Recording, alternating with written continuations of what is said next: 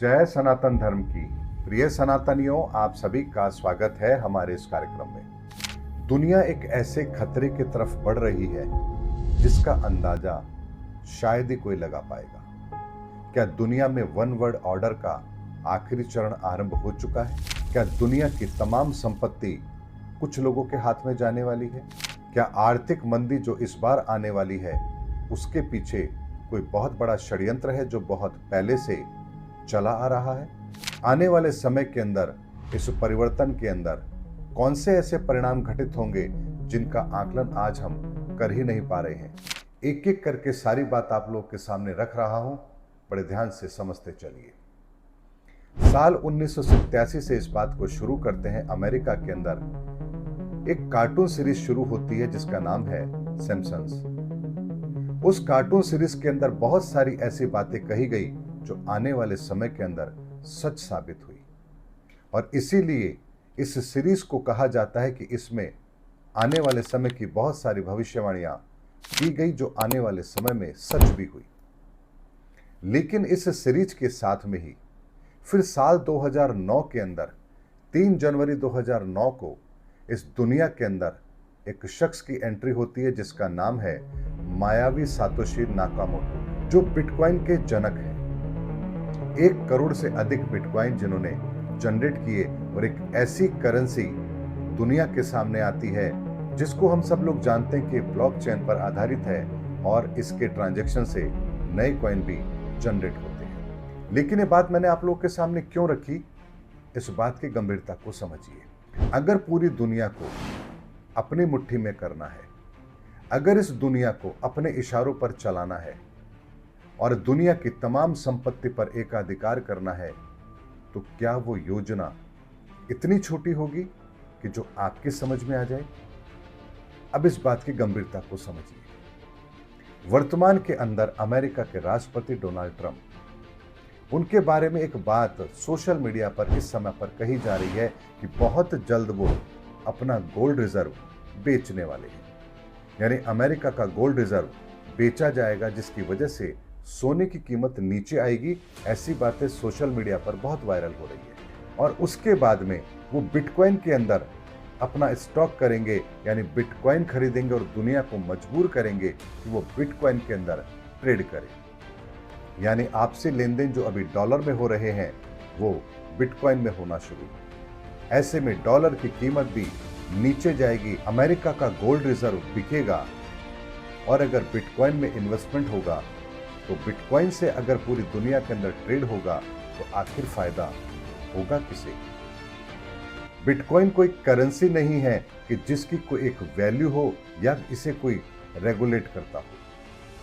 आज अगर भारत का रुपया है तो इसे रेगुलेट आरबीआई करती है और अमेरिकन डॉलर को फेडरल बैंक रेगुलेट करता है।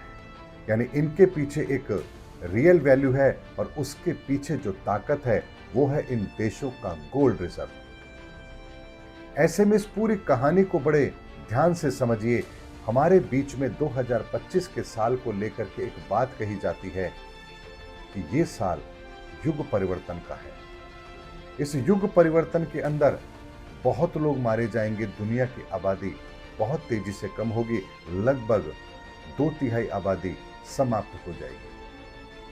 और ऐसा भविष्य मालिका में कहा गया है, ऐसा कुरान के अंदर भी इमाम मेहदी के आने की बात कही गई है। तो हर जगह अगर इसका प्रमाण मिल रहा है तो इस बात पे कोई यकीन ना करे, ऐसा भी संभव नहीं है। ये सारी बातें मैंने आपको अलग अलग पैरामीटर पर बताई है, ये सारी बातें आप लोग जानते हैं। अब आते हैं उस बात पर जहां ये सारी बातें एक के बाद एक रिलेट करती है। दुनिया के अंदर बहुत सारे आविष्कार हुए।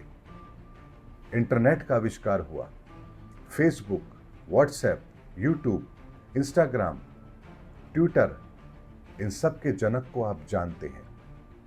अगर इतनी बड़ी इन्वेंशन हुई है तो उन्होंने कभी भी अपना परिचय छुपाया नहीं और दुनिया के अंदर इन चीजों से अरबों डॉलर की संपत्ति बनाई।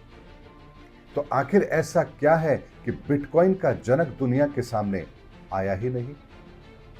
उसे कोई जानता नहीं है और नाम भी है मायावी सातोशी नाकामोटो।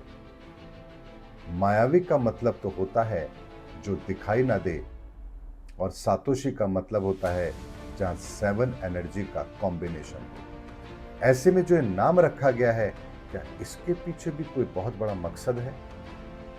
यह एक ऐसी ईश्वरीय लीला का हिस्सा है जहां इस धरती से ही कुछ लोगों को इस काम के लिए चुना गया और उनके द्वारा ही उस भूमिका का निर्माण किया जा रहा है ताकि इस धरती पर धर्मयुग स्थापित हो।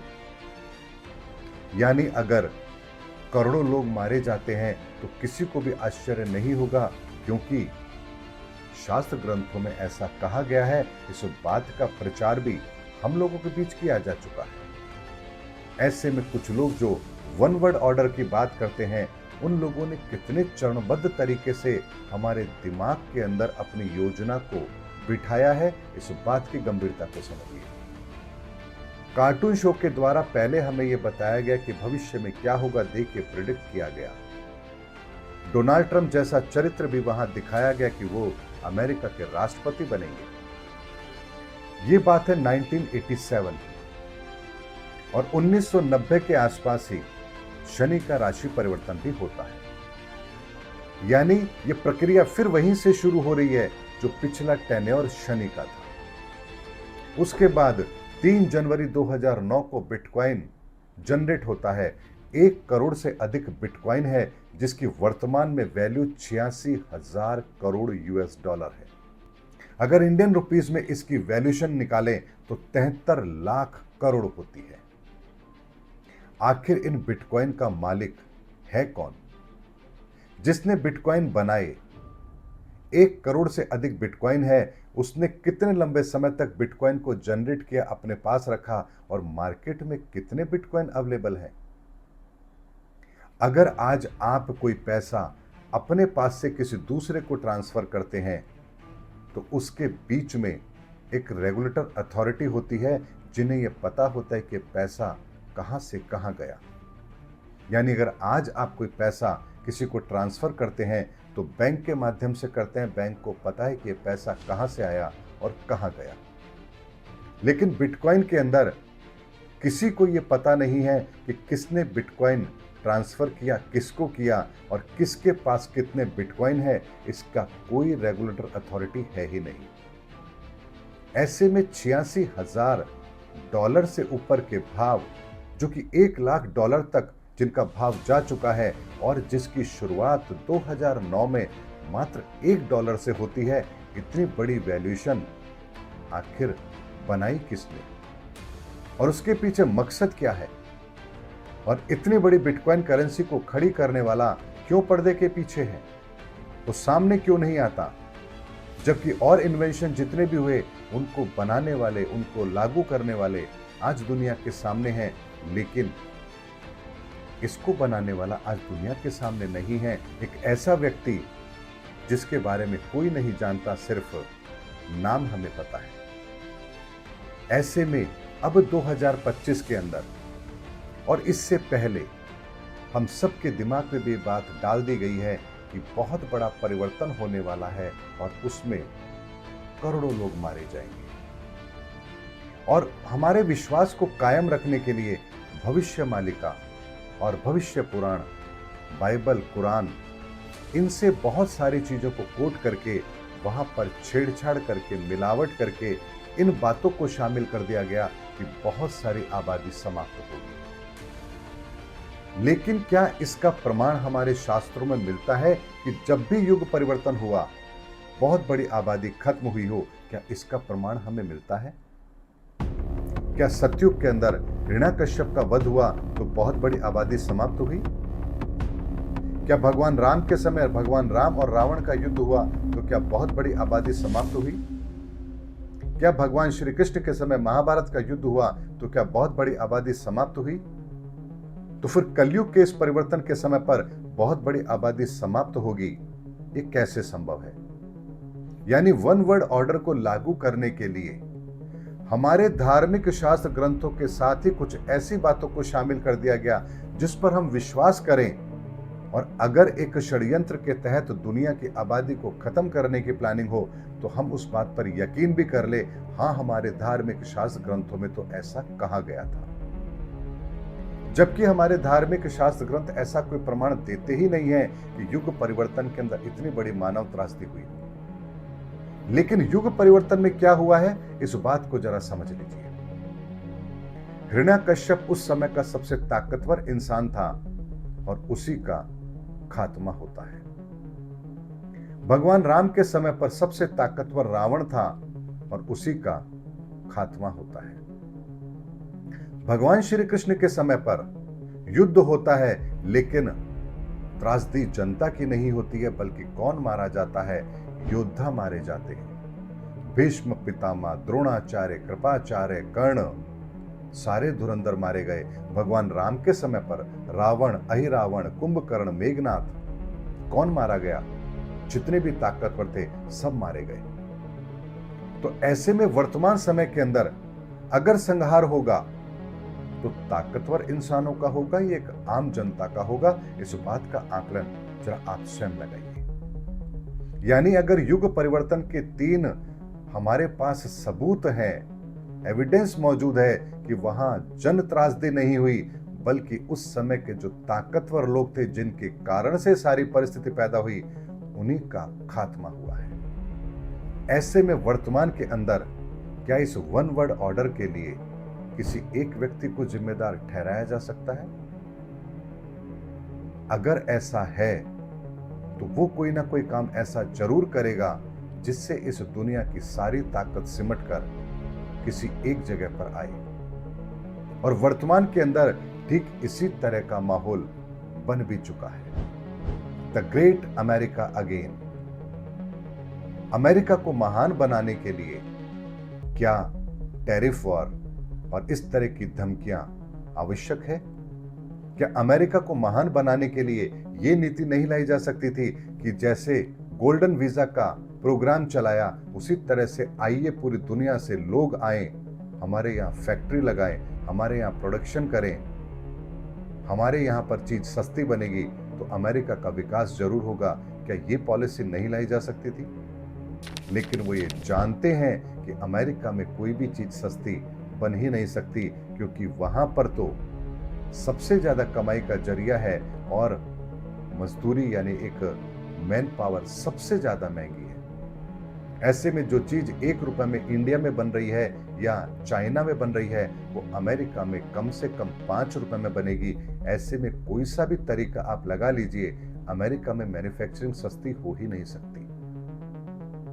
अगर ये बात वो जानते हैं, उसके बाद भी अगर ये भ्रम फैलाया जा रहा है कि अमेरिका के बाहर जो चीजें बन रही है उससे अमेरिका को नुकसान हो रहा है, हमारा व्यापारिक घाटा बढ़ रहा है, देश हमें लूट रहे हैं, तो ये एक ऐसा माहौल क्रिएट किया जा रहा है जिससे लोगों का ध्यान इस तरफ आए कि हाँ, वास्तव में अमेरिका के साथ नाइंसाफी हो रही है। और इनके साथ ही फिर गोल्ड रिजर्व को बेचने की बात होती है, क्योंकि अमेरिका के राष्ट्रपति के पास इतनी ताकत तो है कि वो गोल्ड रिजर्व को बेच सकते हैं।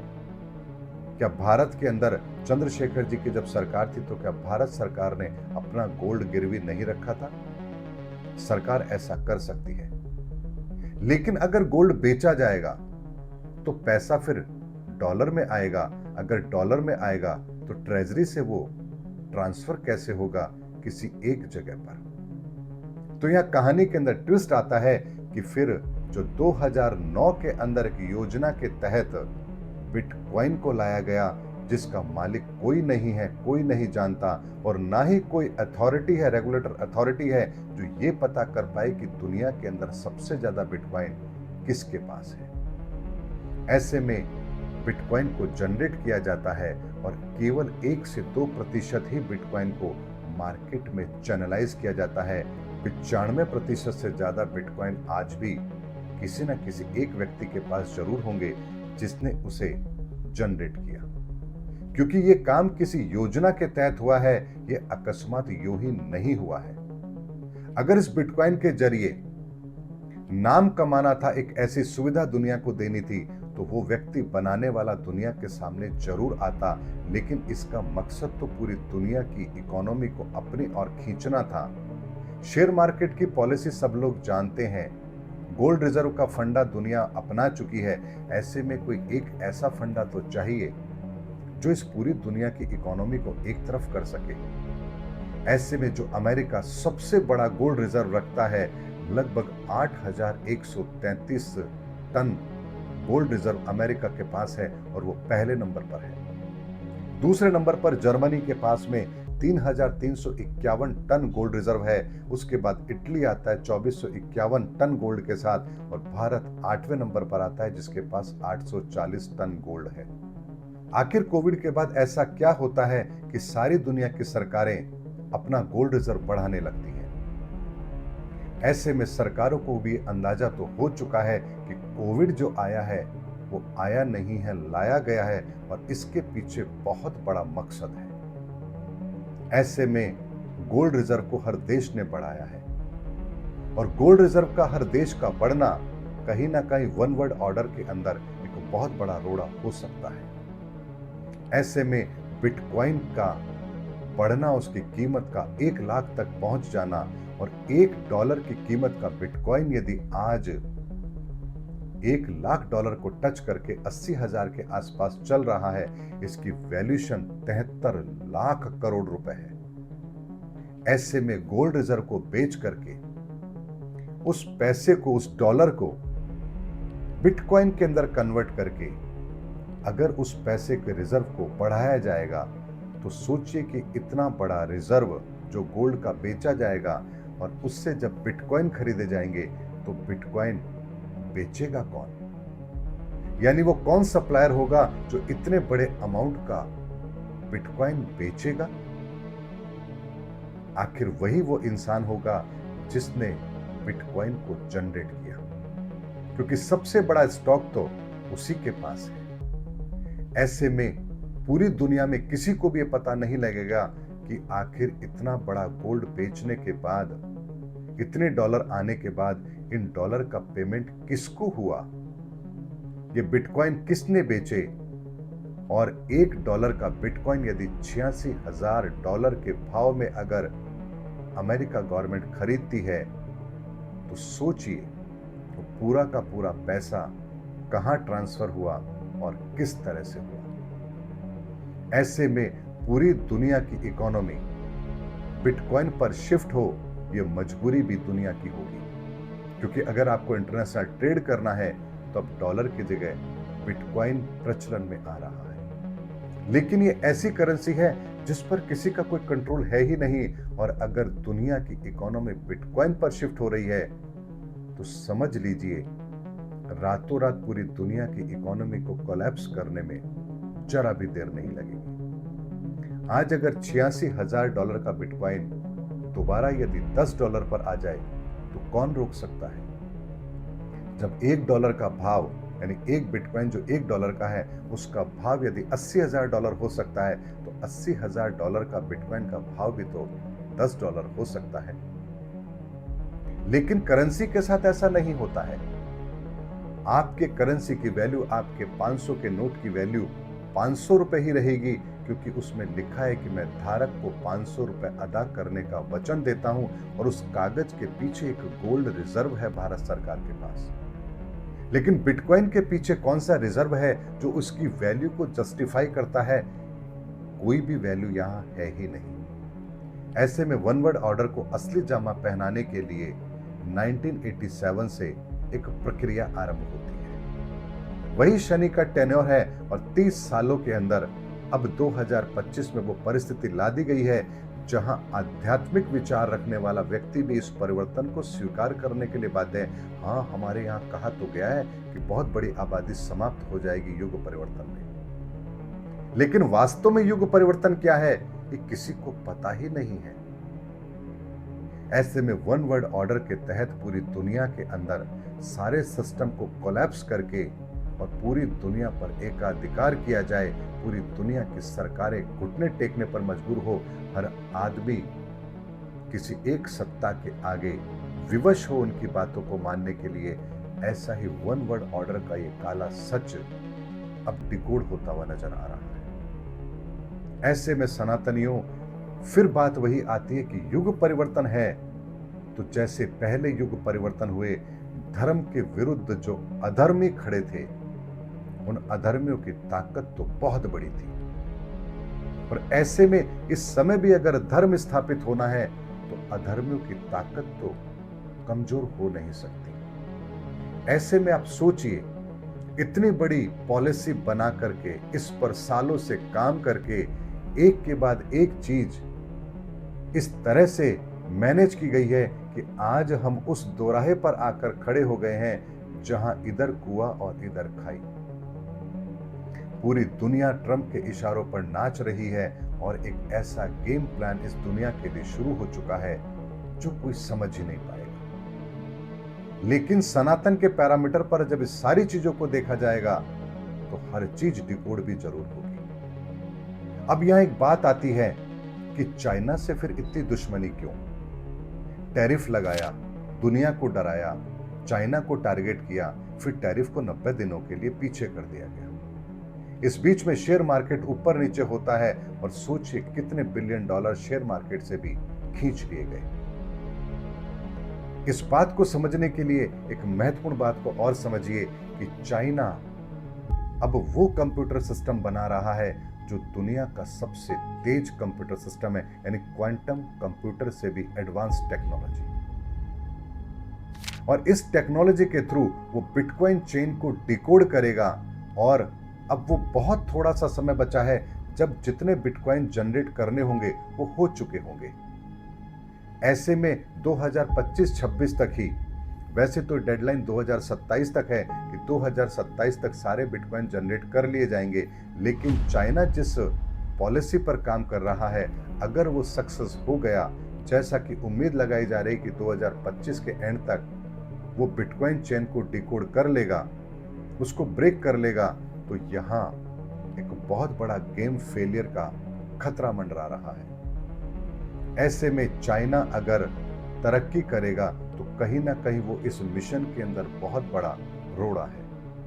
ऐसे में चाइना की इकोनॉमी को खराब करके उसके इस प्रोजेक्ट को रोका जाए, यही एकमात्र विकल्प है और उसके लिए ट्रेड वॉर छेड़ा गया है। सनातनियों, एक एक बात की गंभीरता को समझिए, ये बात साधारण नहीं है। ऐसे में धर्म जब इस युद्ध के खिलाफ खड़ा होगा तो सामने अधर्मी कौन होगा, इस बात का अंदाजा आप लगा लीजिए।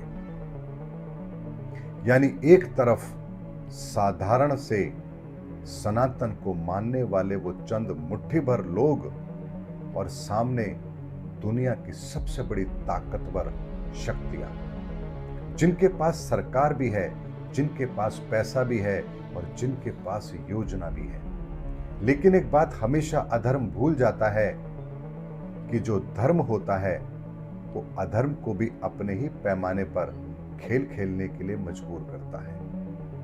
ऐसे में अगर युग परिवर्तन होना है तो किसी एक व्यक्ति का चयन तो अधर्म के लिए भी जरूर होगा, जैसे हिरण्यकश्यप का हुआ, रावण का हुआ और कौरवों का हुआ। तो ऐसे में क्या इस धर्म युग के अंदर किसी ऐसे अधर्मी का चयन नहीं होगा जो इस पूरे गेम प्लान के अंदर सबसे बड़ा ताकतवर रोल प्ले करेगा, रावण की तरह, और एक एक करके उसके सारे मंसूबों को खत्म करके धर्म की स्थापना हो? क्या ऐसा आपको होता हुआ नजर नहीं आ रहा? एक एक बात की मेरे इस वीडियो की गंभीरता को समझिए। कैसे 1987 से एक कार्टून फिल्म के द्वारा, कार्टून शो के द्वारा ये बात कही जाती है, उसके बाद हमारे धार्मिक शास्त्र ग्रंथों के अंदर कुछ ऐसी बातों को शामिल किया जाता है कि बहुत बड़ी मानव त्रासदी होगी। फिर एक बिटकॉइन चेन आती है जिसका मालिक कौन है पता नहीं, और एक के बाद एक करके, और फिर सत्ता में आने के बाद, ट्रेड वॉर के बाद में दुनिया के माहौल को खराब किया जाता है और पूरी दुनिया की इकोनॉमी को बिटकॉइन पर शिफ्ट करने की प्लानिंग होती है। और फिर इन्हीं बिटकॉइन को बेचकर दुनिया का सारा पैसा एक तरफ करके दुनिया को उस हाल में पहुंचा देने की प्लानिंग जहां से दुनिया उनकी बात मानने के लिए विवश हो। ये वो षड्यंत्र है जो अब प्रत्यक्ष तौर पर दिख रहा है कि हां, कली और कल्कि के बीच का युद्ध क्या होने वाला है। और ऐसा ही कहा भी गया है कि कली बहुत ताकतवर होगा, पूरी दुनिया की ताकत उसके पास होगी और कल्कि का युद्ध कली से होगा। कली का चेहरा तो हमारे सामने आ रहा है, बस कल्कि का चेहरा आना बाकी है और फिर यहीं से आपको यह धर्म युग स्पष्ट दिखाई भी देगा। सनातनियों, आज का ये जो एपिसोड है, जो वीडियो मैंने आप लोगों के सामने रखा है, ये ईश्वर की इजाजत से रखा है, उनकी प्रेरणा से रखा है और ये सारे डिकोड करने की क्षमता भी भगवान गणपति के द्वारा दी गई है, जहां एक एक पैरामीटर, एक एक चीज स्पष्ट तौर पर दिखाई दे रही है।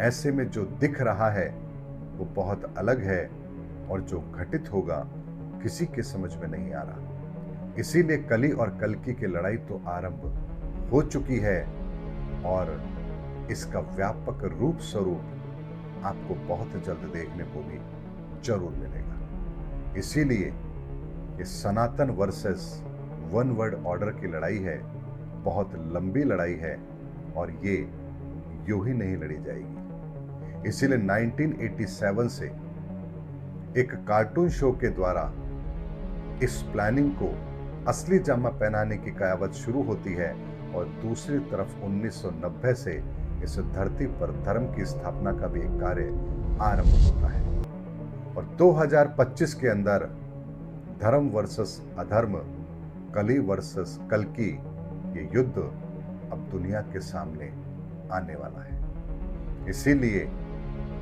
जो अब भी ये कहते हैं कि युग परिवर्तन नहीं हो रहा, उनके लिए वीडियो पर्याप्त है समझाने के लिए कि धर्म युद्ध तो बहुत पहले से आरंभ हो चुका है। अब तो आप उसका अंतिम परिणाम देखने के लिए पाते हैं। मिलेंगे अगली वीडियो के अंदर। उम्मीद करता हूं सनातनियों, आज का वीडियो आपको कली और कल्कि की पूरी घटना को समझाने के लिए पर्याप्त है। इसीलिए धर्म के चश्मे से, राजनीति के चश्मे से, आध्यात्म के चश्मे से और सामाजिक दृष्टिकोण से, हर दृष्टिकोण से कली और कल्कि को पहचानिए। आपको सारी बातें समझ में बहुत आसानी से आ जाएगी। मिलेंगे अगले वीडियो के अंदर। तब तक के लिए जय सनातन धर्म की, जय सनातन विश्व, जय धर्मयुग।